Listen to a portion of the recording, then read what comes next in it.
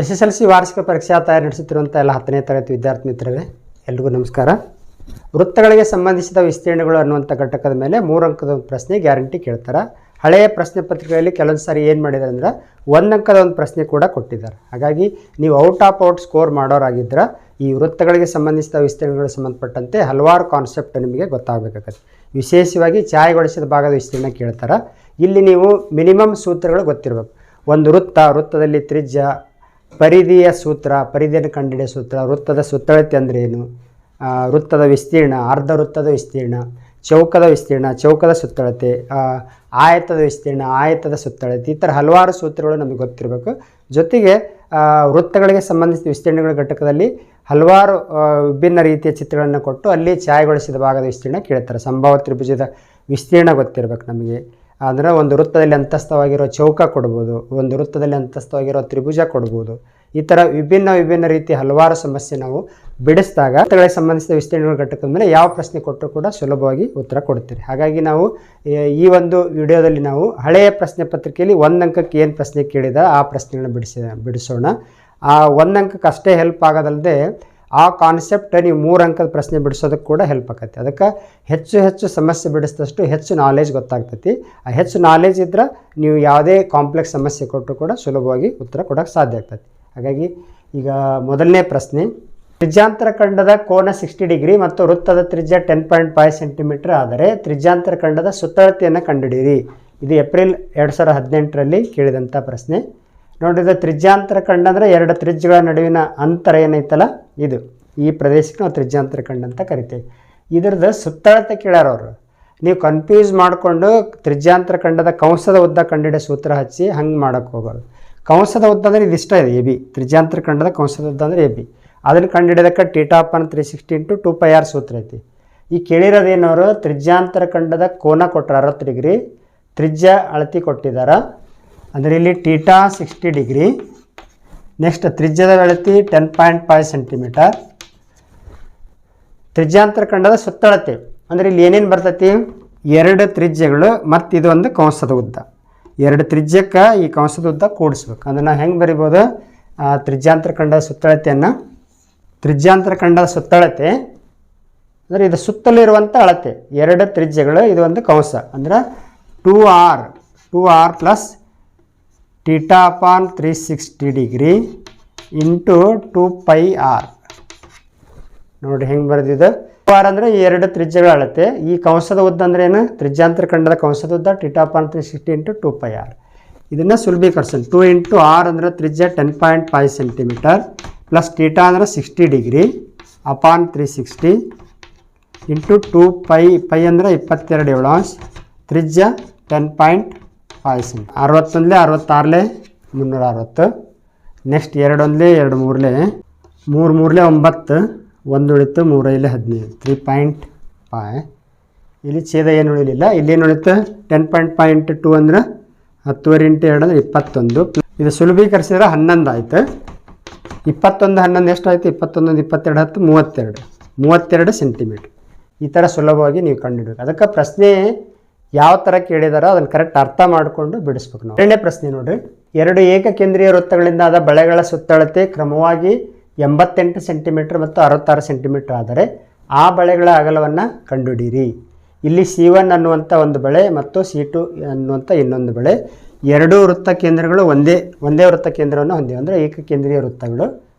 ಇಲ್ಲಿ ಹೊರಗಿನ ಬಳೆ ಏನೈತಲ್ಲಿದೆ ಅಂದರೆ C2 ಬಳೆ, C2 ವೃತ್ತ, ಅದರ ಪರಿಧಿ 88 ಸೆಂಟಿಮೀಟ್ರ್ ಅಂತ ಕೊಟ್ಟಿದ್ದಾರೆ. ಒಳಗಿನ ಬಳೆ ಏನೈತಲ್ಲ ಇದರ ಪರಿಧಿ 66 ಸೆಂಟಿಮೀಟ್ರ್. ಹಾಗಾದರೆ ಆ ಬಳೆಗಳ ಅಗಲವನ್ನು ಕಂಡುಹಿಡಿಯಿರಿ. ಬಳೆಗಳ ಅಗಲ ಹೆಂಗೆ ಕಂಡುಹಿಡಿಯೋದು, ಇಲ್ಲಿಂದ ಇಲ್ಲಿ ತನಕ ತೊಗೊಂಡ್ರಿದು OA ಅಂದರೆ ಏನಿದೆ, ಈ 2ನೇ ಬಳೆಯ ತ್ರಿಜ್ಯ. ಇದು OB ಅಂದ್ರೆ ಮೊದಲನೇ ಬಳೆಯ ತ್ರಿಜ್ಯ. 2 ಬಳೆಗಳ ನಡುವಿನ ಅಂತರ ಅಥವಾ ಅಗಲ ಕೇಳಿದ್ದಾರೆ ಅವರು. ನಾವೇನು ನೋಡೋಕ್ಕಂದ್ರೆ ಮೊದಲನೇ ಬಳೆಯ ತ್ರಿಜ್ಯದೊಳಗೆ 2ನೇ ಬಳೆಯ ತ್ರಿಜ್ಯ ಮೈನಸ್ ಮಾಡಿಬಿಟ್ರೆ ನಮಗೆ ಈ ಅಗಲ ಸಿಕ್ಬಿಡ್ತೈತೆ. ಹಾಗಾಗಿ ಫಸ್ಟ್ ನಾವು ತ್ರಿಜ್ಯ ಕಂಡುಹಿಡ್ಕೋಬೇಕು. ಹಾಗಾಗಿ ನಾವು ಹೊರಗಿನ ಬಳೆಯ ತ್ರಿಜ್ಯ ಅಂದರೆ ಅದನ್ನು ನಾವು 2πr1. C2 ಬಳೆಯ ಸುತ್ತಳತೆ ಅಂದ್ರೆ ವೃತ್ತದ ಸುತ್ತಳತೆ, ವೃತ್ತ ಸುತ್ತಳತೆ ಅಂದರೆ ಪರಿಧಿ. ಅಂದರೆ 2πr1 ಅಂತ ತೊಗೊಳ್ಳೋಣ. 2πr1 ಎಷ್ಟು ಅಂದರೆ 88. ಇಲ್ಲಿ ತ್ರಿಜ್ಯ ಕಂಡುಹಿಡಿಯಬೇಕಾಯ್ತು. R1 ಇಲ್ಲೇ ಇರಲಿ. 88 ಅಪಾನ್ ಇದು 2π ಇದೆ. ಪೈ ಅಂದರೆ 22 22 ಬರ್ತೈತಿ. 7 ಮೇಲೆ ಹೋಗ್ತೈತಿ. 7 22 4 88 2 7 14. R1 ಎಷ್ಟು ಬಂತು? 14 ಸೆಂಟಿಮೀಟ್ರ್ ಬಂತು. ಅದೇ ಥರ C1 ಒಳಗಿನ ಬಳೆಯ ತ್ರಿಜ್ಯ, ಇದನ್ನು ನಾವು 2πr2 ಅಂತ ತೊಗೊಳ್ಳೋಣ. 2πr2 ಎಷ್ಟು ಅಂದರೆ 66.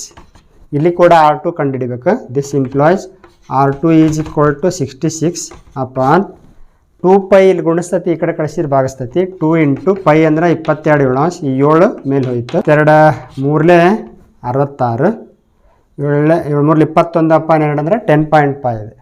ಏನು ಕೇಳಿದ್ರೆ ಆ ಬಳೆಗಳ ಅಗಲ R1 minus R2. This implies R1 ಅಂದರೆ 14, R2 ಅಂದರೆ 10.5 ಎಷ್ಟಾಗ್ತೈತಿ? 3.5 ಆಗ್ತೈತಿ. 3.5 ಸೆಂಟಿಮೀಟರ್.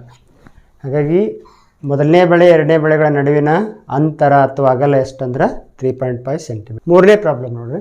8 ಸೆಂಟಿಮೀಟರ್ ತ್ರಿಜ್ಯಗಳ ವೃತ್ತದಲ್ಲಿ ಅಂತಸ್ಥವಾಗಿರುವ ವರ್ಗದ ವಿಸ್ತೀರ್ಣವನ್ನು ಕಂಡುಹಿಡಿಯಿರಿ. ಇದು 2019 ಮಾಡೆಲ್ ಕ್ವಶನ್ ಪೇಪರ್ ಒಳಗೆ ಕೇಳಿದಂಥ ಪ್ರಶ್ನೆ ಮಂಡಳಿಯಿಂದ. ಚಿತ್ರ ಕೊಟ್ಟಿಲ್ಲ, ಅವ್ರು ಜಸ್ಟ್ ಕ್ವಶನ್ ಅಷ್ಟು ಕೊಟ್ಟಿದ್ದಾರೆ. ನಾವು ಈ ಥರ ಚಿತ್ರ ಡ್ರಾ ಮಾಡಿದ್ವಿ.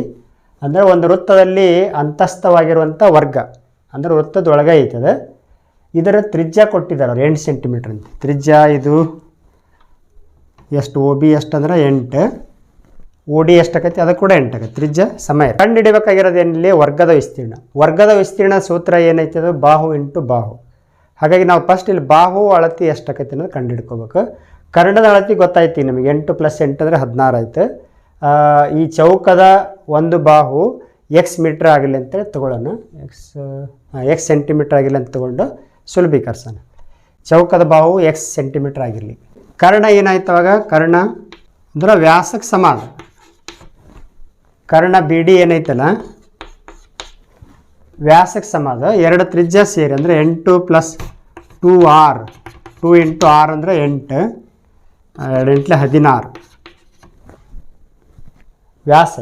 ವೃತ್ತ ಕೇಂದ್ರದ ಮೂಲಕ ಹಾದು ಹೋಗೋ ಜಾಗವನ್ನು ವ್ಯಾಸ ಅಂತ ಕರಿತೀವಿ. ಇಲ್ಲಿ ಎರಡು ತ್ರಿಜ್ಯ ಸೇರಿ ಒಂದು ವ್ಯಾಸ, ಅಥವಾ ನಾವು BD ಅಂದರೆ ಡೈರೆಕ್ಟಾಗಿ 16 ಸೆಂಟಿಮೀಟ್ರ್ ಅಂತ ಬರೆದ್ವಿ. ಈಗ ಏನಾಯ್ತದೆ? ಇದು ಎಕ್ಸ್, ಇದು ಎಕ್ಸ್, ಇದು ಎಕ್ಸ್, ಇದು ಎಕ್ಸ್ ಆಯಿತು. ಇಲ್ಲಿ ಚೌಕದಲ್ಲಿ ಪ್ರತಿಯೊಂದೊಳಗೂ 90 ಡಿಗ್ರಿ ಇರ್ತಾವೆ. ಇಲ್ಲಿ ನಾವು BCD ತ್ರಿಭುಜದೊಳಗೆ ತ್ರಿಭುಜ BCDದಲ್ಲಿ C 90 ಡಿಗ್ರಿ. ಪೈಥಾಗರಸ್ ಪ್ರಮೇಯದ ಪ್ರಕಾರ ವಿಕರ್ಣ ಮೇಲಿನ ವರ್ಗವು ಅಂದ್ರೆ BD² = DC² + BC². This implies BD² ಅಂದರೆ 16². ನೆಕ್ಸ್ಟ್ ಈ ಕಡೆ x² + x² ಏನಾಯ್ತು? x² 2x² ಆಯಿತು. ಈ ಕಡೆ 16² ಅಂದರೆ 256. ಅಂದರೆ x² = 256 ಅಪಾನ್ 2. 2 ಒಂದಲೇ 2 2 4, 1 2 8 16.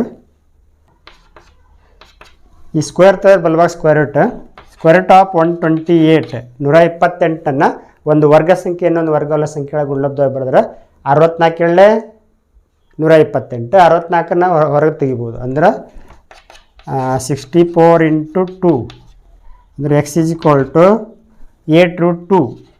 8√2 ಸೆಂಟಿಮೀಟರ್.